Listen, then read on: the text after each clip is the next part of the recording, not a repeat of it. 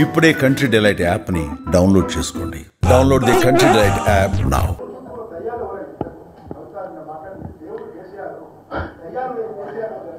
Brother, మీకు ఒక మాట, ఇంత ఇంపార్టెంట్ ఇష్యూ చెప్తే నువ్వు దేవుడు దయ్యం అనబడుతుంది. ఇప్పుడు ప్రస్తుతం మాకు తెలంగాణకు పట్టిన దయ్యం మాత్రం రేవంత్ రెడ్డి.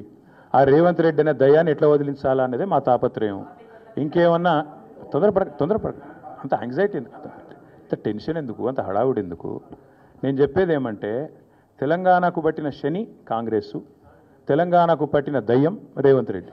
ఇప్పుడు ఆ దయ్యాన్ని శనిని ఎట్లా వదిలించాలనేది మా టార్గెట్. ఇక మీరు చెప్పే టెన్షన్ ఎందుకే అంతగానో మాట్లాడినారా, ఎందుకు అంత ఎగబడుతున్నావు? నేను అనేది ఏమంటే, మీరు ఒకటి గుర్తుపెట్టుకోండి, లోక్సభ ఎన్నికలకు ముందు మేము పార్లమెంటు నియోజకవర్గాల వారీగా సమావేశాలు పెట్టాం, సమీక్షా సమావేశం.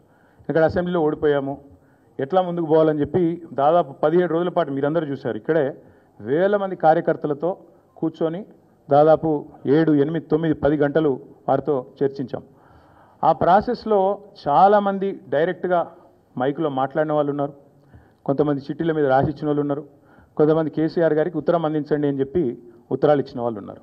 కాబట్టి మా పార్టీలో we encourage open culture, democracy కాబట్టి, డెమోక్రాటిక్ పార్టీ కాబట్టి, ప్రజాస్వామిక స్ఫూర్తి ఉన్న పార్టీ కాబట్టి, మా పార్టీ అధ్యక్షుల వారికి ఎవరైనా సూచనలు చేయాలనుకుంటే ఉత్తరాలు రాయొచ్చు. అదేదో చాలా గొప్ప విషయం అన్నట్టు మీరందరూ అంత బాధపడిపోవాల్సిన అవసరం ఏం లేదు. నేను అనేది ఏమంటే, మా పార్టీలో డెమోక్రసీ ఉంది కాబట్టి మా పార్టీ అధ్యక్షుల వారికి, మా పార్టీ నాయకులు ఎవరైనా సరే అప్పుడప్పుడు సూచనలు, సలహాల రూపంలో లిఖితపూర్వకంగా ఇవ్వచ్చు, ఓరల్గా ఇవ్వచ్చు, రకరకాలుగా ఇవ్వచ్చు. అట్లాగే నేను ఒక మాట మాత్రం చెప్తాను, మనం ఎవరైనా సరే పార్టీలో ఏ హోదాలో ఉన్నా కొన్ని విషయాలు అంతర్గతంగా మాట్లాడాల్సిన విషయాలు అంతర్గతంగా మాట్లాడితేనే బాగుంటుంది. పార్టీ ఫోరమ్స్ ఉన్నాయి, అధ్యక్షుల వారితో కలిసే అవకాశం ఉంది, లేదా ఆఫీస్ బేరర్స్ ఉన్నారు, కలిసి చెప్పుకునే అవకాశం ఉంది. కాబట్టి అంతర్గతంగానే కొన్ని విషయాలు మాట్లాడితే బాగుంటుంది. అది అందరికీ వర్తిస్తుంది, వీళ్ళకి వాళ్ళకని కాదు, అందరికీ వర్తిస్తుంది. తప్పకుండా ఎవరమైనా ఒకటే, ఈ పార్టీలో అందరం కార్యకర్తలమే, అందరికీ కూడా ఇదే సూత్రం వర్తిస్తుంది. కాబట్టి మీరు కూడా దయచేసి ఇంత ఇంపార్టెంట్ ఇష్యూ మాట్లాడితే దీన్ని మళ్ళీ మీరు, నాకు తెలుసు మీ సంగతి, you are intelligent, unfortunately I'm also intelligent. కాబట్టి నేనేమంటానంటే, మీరు ఏం పెడతారో, మీరు ఏం హెడ్డింగ్ పెడతారో తెల్లారు నాకు తెలుసు, మీ బాధలు కూడా నాకు తెలుసు, మీ మేనేజ్మెంట్లోకి ఉండే అవస్థలు నాకు తెలుసు, రేవంత్ రెడ్డి గారి ఒత్తిళ్లు తెలుసు. కాబట్టి నేను ఎక్కువ చెప్పను, ఒకటి మాత్రం చెప్తాను, మా పార్టీలో డెమోక్రసీ ఉంది, మా పార్టీలో సలహాలు, సూచనలు ఎవరైనా ఇవ్వచ్చు, ఎట్లా అయినా ఇవ్వచ్చు. గతంలో పార్లమెంట్ సమావేశాల సందర్భంగా లేఖలు వచ్చినాయి, సూచనలు వచ్చాయి, అట్లా వచ్చినప్పుడు వాటిని ప్రజాస్వామికంగా స్వీకరిస్తాం. థ్యాంక్ యూ, మీ అందరికీ థ్యాంక్ యూ. నేషనల్ హెరాల్డ్ విషయంలో ఏమైనా అడగదలుచుకుంటే బ్యాక్ టీవీ కానీ ఇంకో టీవీ కానీ అడగచ్చు. నేషనల్ హెరాల్డ్ విషయంలో ఏమైనా మాట్లాడదలుచుకుంటే మాట్లాడండి, చెప్తాను. మిగతా విషయాలు ఆల్రెడీ నేను చెప్పాను, అంతకంటే ఎక్కువ చెప్పాల్సిన అవసరం.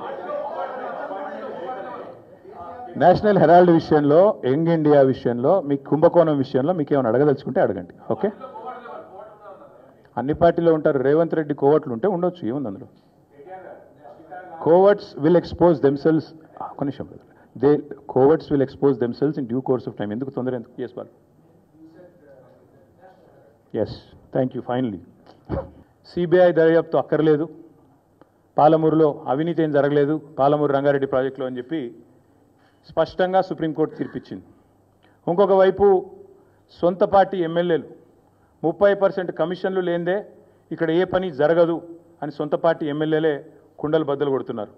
అట్లాగే సొంత మంత్రులు, క్యాబినెట్ సహచరులు స్పష్టంగా చెప్తున్నారు, మా మంత్రులు పైసలు తీసుకుంటారు, లేకపోతే ఫైళ్ళు కదలై అని చెప్పి పాపం నిజాయితీగా ఒప్పుకుంటున్నారు. ఇంకోవైపు సొంత మామ, పిల్లనిచ్చిన మామ, కాళేశ్వరంలో అవినీతి ఎక్కడిది, మన్నెక్కడిది, 1,00,000 కోట్ల ప్రాజెక్టులో 94,000 కోట్లు ఖర్చు అయితే అందులో 1,00,000 కోట్ల కుంభకోణం అని ఎట్లా అంటారు, ఇది అసంబద్ధం అని చెప్పి సొంత పిల్లనిచ్చిన మామ చెప్తా ఉన్నారు. కాబట్టి ఫ్రస్ట్రేషన్లో రేవంత్ రెడ్డి గారు ఏవేవో చేస్తుంటారు, ఏవేవో లీకులు ఇచ్చి ఏదో రకంగా మీడియా మేనేజ్మెంట్ చేసి, నేషనల్ హెరాల్డ్ కేసులో ఛార్జ్షీట్లో పేరు వచ్చిన కొన్ని పత్రికలు అయితే రాయలేదు. మాకు చాలా ఆశ్చర్యంగా ఉంది, ఎంత బాగా కవర్ చేసుకుంటూ వస్తున్నారంటే రేవంత్ రెడ్డి గారిని, చాలా ఆశ్చర్యంగా ఉంది, ఇట్లా కూడా చేయొచ్చా అని. అంటే ఇంత పెద్ద కేసులో ఇంత పెద్ద మ్యాటర్ వస్తే, ఒక ముఖ్యమంత్రి పేరు వస్తే, ఇదే కేసీఆర్ గారి పేరుంటే రాకపోదురా? ఇదే కేసీఆర్ గారి పేరుంటే కోతికి కొబ్బరి చిప్ప దొరికినట్టు కొంతమంది సంబరాలు చేసుకుంటూ పేపర్ల నిండా తాటికాయంత అక్షరాలతో రాసేటోళ్ళు ఇలా రేవంత్ రెడ్డి గారికి కవరింగ్ ఇచ్చేందుకు చాలా కష్టపడి కాపాడుతున్నారు. వారందరికీ నేను చేసే విజ్ఞప్తి ఒకటే, మీరు ఎన్ని చేసినా, ఎంత గింజుకున్నా, ఈ మీడియా సంస్థలు ఎంత తాపత్రయపడ్డా ఆయన మీకు ఎంత అడ్వర్టైజ్మెంట్లు ఇచ్చినా ఎన్ని రకాలుగా మిమ్మల్ని ఫోన్ చేసి బెదిరించినా ప్రజలకు విషయం అర్థమైపోయింది.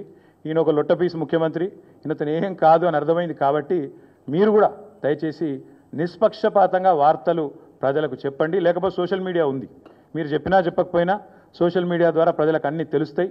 తెలియదు ఇక మేము పిల్లి కదా కళ్ళు మూసుకొని పాలు తాగితే తెలియదు అనుకుంటుంది అన్నట్టు మేము రాయకపోతే వార్తనే కాదు, మేము రాయకపోతే మేము నొక్కేస్తే ఎవరైనా కూడా వాస్తవాలు చెప్తున్నాం. మీకు అబద్ధం అనిపిస్తే నేనేం చేయాలి? కానీ చాలామంది రాస్తలేరు, మరి ఏం చేయాలి? మరి మా బాధ మేము చెప్పుకోవాలి కదా, ప్రజలకన్నా చెప్పుకోవాలి కదా.